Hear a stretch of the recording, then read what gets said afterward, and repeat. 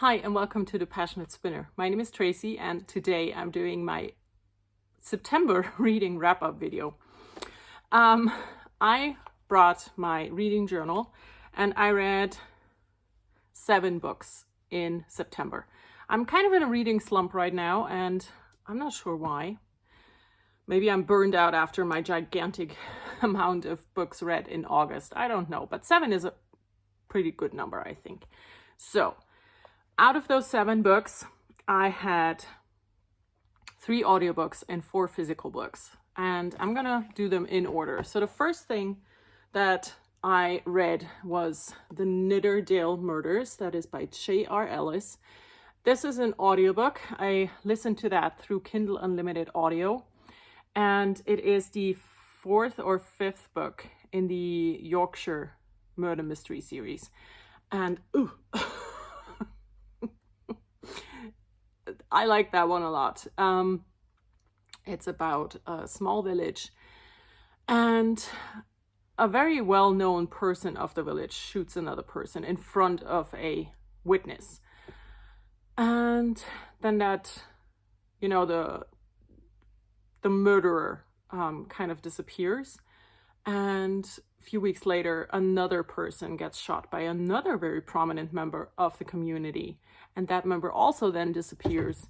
And it was very intriguing. I would have not have guessed what went wrong there. So the Nidderdale Murders by J.R. Ellis. And I gave this 4 stars. So then everything went downhill for a bit. The next book I read was The Mindfulness in Knitting, Meditations on Craft and Calm by Rachel Matthews. And, in theory, I love this book. In practice, I did not. Because, Loki, this was a lot of just put all your thoughts and thankfulness in every stitch you create. Over and over and over and over. But that's it. Just be mindful and be aware of what your hands are doing over and over and over. So I did not connect with this book at all. And I gave it 1 star. So I'm very disappointed with that one. Then I read a cozy mystery called Books Can Be Deceiving, a library lover's mystery. And this is book 1 in the series. It is by Jen McKinley. And it is about a librarian who moves to a small coastal town, and her best friend, who's also working in the library, gets accused of killing her boyfriend. And he lives very remote on a small island because there's lots of islands there and people live there. And it was a good one. Like I said, it's a cozy mystery. It's the first one in a series, and I really enjoyed it. It's short, sweet, and easy to read. And I gave it 4 stars. Then I read my next physical book, and that is Yona, Princess of the Dawn, book 4. So this is a manga. It's my first ever manga series that I'm reading. I'm on book 4, or I read book 4. I have book 5 next. If you've never read a manga, or if you don't know what manga is, this is a Japanese comic, to say it in super simple terms. And the thing is, these books are, they're not too thin, but there's not a whole lot happening on one page. So I would say if this were a written fantasy novel, one book would probably be 1 chapter. And there is 37 books in the series at this point, and I read book 4. I gave it 3 stars. I gave all of the books 3 stars because they're so short, and not a whole lot of stuff is happening. And maybe that is because I've never read mangas before, and this is my first foray into that genre or art form, but there's just nothing happens. You read one of these in about an hour or an hour and a half, and it's not a whole lot that goes on. And to be fair, I don't know if I want to buy 37 of these because they're $7.50 each. And you know, that's a lot. It's a lot. And I'm enjoying them. It's not that I don't like them. It's just, I don't know if I want to invest all of that money and time into this story, because I do enjoy it, but I'm not so super crazy about it that I cannot stop reading. Does that make sense? So that was Yona. And then we have the last physical book, and that's the worst one I read.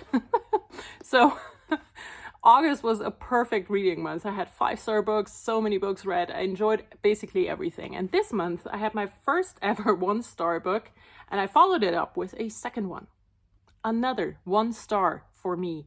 So this is a book. It's called Sechs Pfoten auf Verbrecherjagd, die Abenteuer von Tim und Dr. Watson. It's a children's book, and I read this to my son. It is basically about a kid who's called Tim and his dog, Dr. Watson, and they solve crimes. So Tim loved it. My son he loved the book. He could not stop. You know, it's like, keep going, Mom, keep going. I absolutely despise this book. And I will tell you why. So the case is in here, sure, the kid is like 10 years old, so it's not a whole lot going on.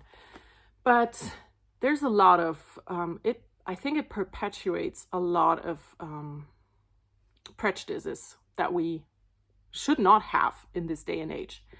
So one of the stories, one of the kids, he's in kiddie football, and then he stays for the little bigger kids to watch. And then he just doesn't want to go home. And then they ask him why. And he's like, yeah, well, no one cares about me. No one's there. And they all have to work. So I'm alone all the time, and they don't care about me. And it's just constantly that the parents don't care about him, and that's why they're never there. They both have to go to work. And we know how this is. And, you know, people have to work to be able to live. So if your parents go to work, does that automatically mean that they don't care about you? Is that what we want to teach children? And then there's a lot of, oh yeah, that's so typical for girls. And that's so typical for boys. And he smelled bad, so he had to be bad. I was like, oh. Every story had one of those things in it. And I'm glad that my son didn't pick up on it. I hope he didn't. Because he doesn't know enough, you know, he hasn't lived long enough to know that all of those things are just not okay. But I hated it. Really hated it. I bought this through Amazon. It's printed from Amazon. It is one of those, I want to write a children's book, but I cannot find someone who wants to have it, so I'm going to publish it on Amazon. And, you know, I got it specifically because the kid is called Tim and my son is called Tim as well. And he loves dogs, you know, and I thought, cool. What's the word? Rezension. The reviews on Amazon are also really good, you know. People are like, oh, we loved it. Why? I mean, I just don't understand, because there's so much prejudice that comes through these stories. And I kind of hate to believe that I'm the only one who noticed that and who doesn't think that that is okay to teach children through a book. So yeah, no, not gonna continue on with that. If there is ever going to be another one, I will not get it. And then I have 2 audiobooks that are by a German author. And they are probably not available in English. And I'm sorry about that, but I love these.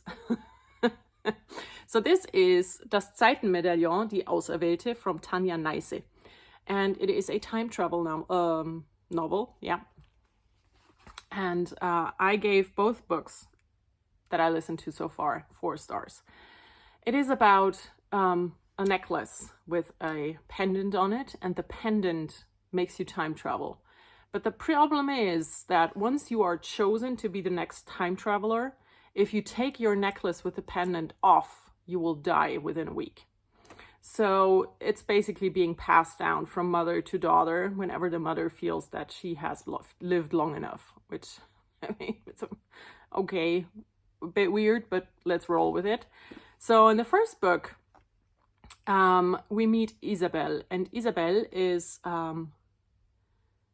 she does not receive this pendant from her mother. She receives it from some stranger that she's working in a local shop, and he just walks in, hands it over, says, "This belonged to my wife, and I think you're the right one to have it now." And then he walks out the door and gets hit by a bus.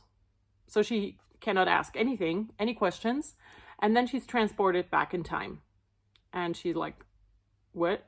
Because she didn't know anything about it. So she has to learn everything about this pendant and how it works and what's going on. And she is transported to the French Revolution, or shortly after, I think 1803, 1804, the times where Napoleon was in power.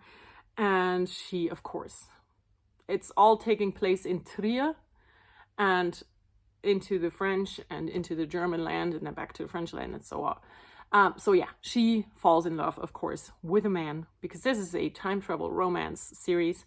And yeah, that's book 1. Book 2 follows a different woman that we encounter in book 1 very briefly, who lived at the same time basically as Isabel arrived. But is, of course, because Isabel is from now, one of her, not an ancestor, because, it doesn't matter.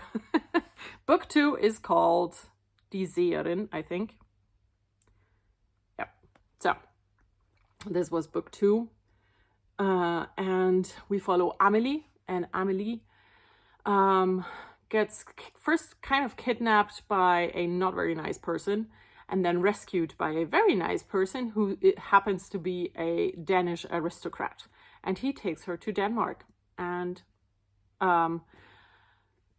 people want to get her pendant from her. And she, yeah, that's in book 2. I am currently listening to book 3. And that follows Isabel from book 1.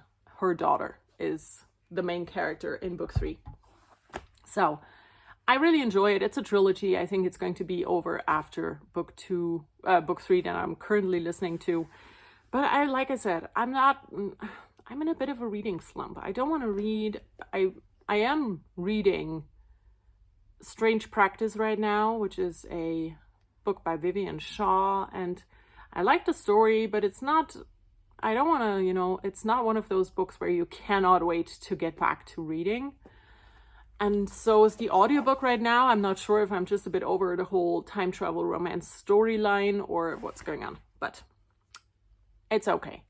I'm going to read this month. I have my fall TBR basket that is standing there waiting for me to fish out one of the books and start reading. And yeah, that is it for my reading update for September. That's all the books I read. Very low lows, not so super high highs. It was a meh reading month, and I think that is why I'm not so intrigued by reading at the moment. But that's fine. It's fluctuating. That's normal, and I am happy with that. I'm okay with it. It's what it is. So I'm gonna go. I hope you all have a wonderful time. And if you have experiences with manga series, maybe you can tell me a bit about it, because like I said, I enjoy it, but I'm not sure if I want to invest all of that into it. So I'm gonna go. I hope you all have a wonderful time, and I will see you in my next video.